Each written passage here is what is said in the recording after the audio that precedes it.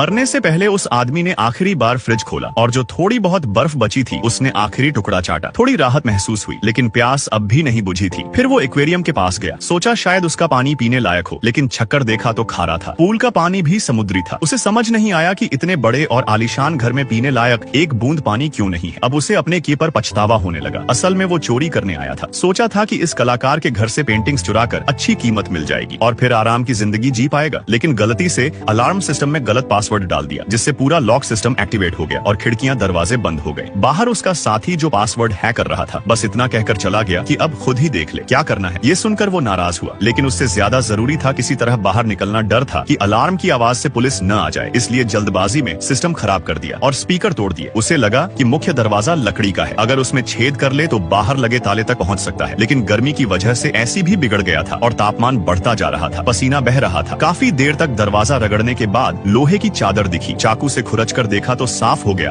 कि दरवाजे के अंदर स्टील प्लेट है। उसने वॉकी टॉकी पर साथी को कॉल करने की कोशिश की, लेकिन कोई जवाब नहीं मिला। अब वो समझ गया कि अकेले ही निकलना होगा। अच्छा ये था कि फ्रिज में कुछ बासी खाना पड़ा था। उसने बिस्किट से फफूंदी हटाई और मछली का अंडा लगाकर खा लिया, फिर सो गया। अगली सुबह उठा तो बाहर निकलने का तरीका ढूंढने लगा। कंप्यूटर में इंटरनेट नहीं था, फोन बंद थे, खिड़कियां सील थी। तभी कपड़े की अलमारी में छुपा, दरवाजा दिखा, रास्ता संकरा था, लेकिन धीरे धीरे अंदर गया। कुछ दूर एक कमरे में लाश जैसी चीज दिखी, डर कर बाहर आ गया। फिर हिम्मत करके देखा तो वो सिर्फ एक मॉडल था, पर वो भी बंद कमरा था। तभी सीसीटीवी में एक औरत दिखी जो शायद सफाई करने आई थी। वो दरवाजे तक गया और खटखटाने लगा, लेकिन आवाज बाहर नहीं पहुंची। उसने कागज पर मदद का संदेश लिखा और दरवाजे के नीचे से निकालने की कोशिश की, लेकिन दरवाजा इतना मजबूती से बंद था कि कागज भी नहीं जा सका। अगले दिन फिर उठा और बैठा रह गया। तभी नजर छत की तरफ गई, देखा कि छत कांच की है। उसने सोचा किसी तरह ऊपर पहुंचकर उसे हटाने की कोशिश करेगा। फर्नीचर इकट्ठा करके ऊंचा स्टैंड बनाया और ऊपर चढ़ गया। फिर महंगे पर्दे फाड़कर रस्सी बनाई। जब छत तक पहुंचा तो देखा कि कांच बहुत मजबूत है, शायद बुलेट प्रूफ। सोचा फ्रेम हटाना पड़ेगा। एक फूलदान तोड़कर चश्मा जैसा कुछ बनाया ताकि आंखों में कांच न गिरे। अब छड़ी और चम्मच से फ्रेम काटना शुरू किया। कुछ देर बाद एक बोल्ट दिखा जो बहुत मजबूती से लगा था। चाकू से निकालने की कोशिश की, लेकिन नाकाम रहा। देखा कि फ्रेम में कुल 12 बोल्ट लगे हैं। अब वो पूरे घर में रेंच ढूंढने लगा, लेकिन सिर्फ किचन का सामान था। उसी समय ऐसी सिस्टम अचानक चालू हो गया और ठंड बढ़ गई। वो कांपता हुआ कंबल में लिपट गया। रात को सीसीटीवी में फिर वही औरत दिखी। वो दरवाजा पीटने लगा, आवाज दी, लेकिन फायदा नहीं हुआ। उसने फिर पेपर पर संदेश लिखा, लेकिन दरवाजे से बाहर नहीं जा सका। थकर लेट गया, लेकिन हार नहीं मानी। खाना खत्म हो गया था तो पौधों की पत्तियां और पानी पीने लगा। अब उसने लकड़ी की कुर्सी काटकर रेंच जैसा औजार बनाया और बोल्ट खोलने की कोशिश की। पहला बोल्ट खोलने में पूरा दिन लग गया, लेकिन खुल गया। धीरे धीरे सारे 12 बोल्ट खोल दिए। इस बीच कई बार गिरकर चोट भी लगी। एक बार पैर भी टूट गया, लेकिन आखिरकार कांच हटा दिया और रास्ता साफ हो गया। जाने से पहले एक चिट्ठी छोड़ी जिसमें माफी मांगी और रेंगते हुए बाहर निकल गया। 2 महीने बाद वो किसी तरह बाहर आया और ठान लिया कि अब कभी ऐसा काम नहीं करे। एक लड़के ने रेस्टोरेंट में बस एक फ्राई अंडा ऑर्डर किया था, लेकिन जब बिल आया तो उसमें 500 रुपए लगे थे। उसे ये अजीब लगा। सोचा कहीं ये सोने का तो नहीं। जब उसने एक चम्मच खाया तो पता चला ये अंडा नहीं बल्कि आम, नारियल और शराब से बना डेजर्ट था। जैक ने भी चखा और हैरान रह गया। तभी वेटर एक गमले जैसी चीज ले आया। दोनों हंस पड़े। मैनेजर आई और गमले में पानी डाला तो उसमें से पौधे उगने लगे। उसने बताया कि ये खाने वाली चीजों से बनी सैलड है। जब दोनों को समझ नहीं आया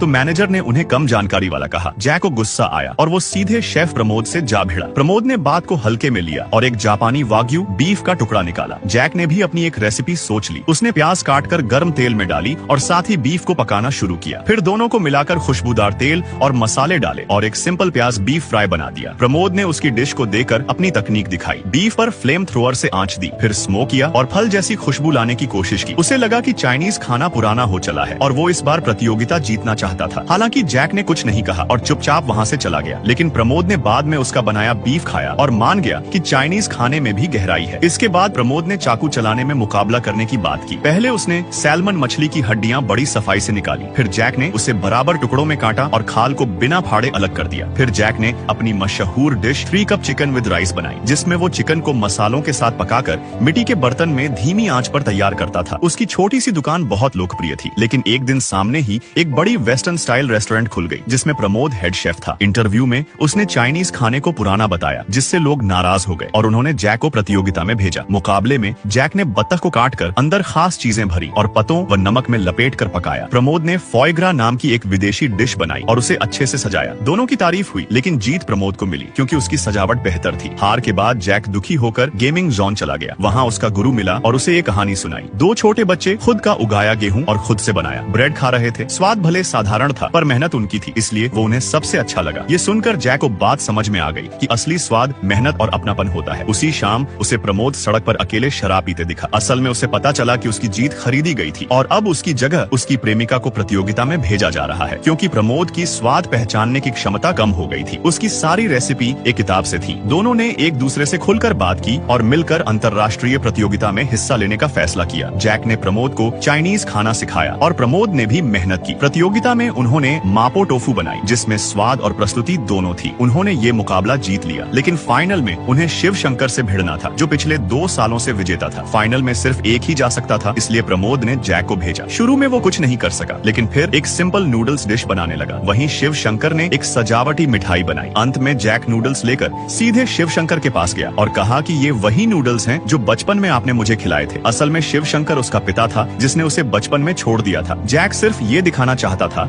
कि वो भी अब एक अच्छा शेफ बन चुका है। उस दिन मुकाबले की जीत हार से ज्यादा पिता पुत्र के रिश्ते की पहचान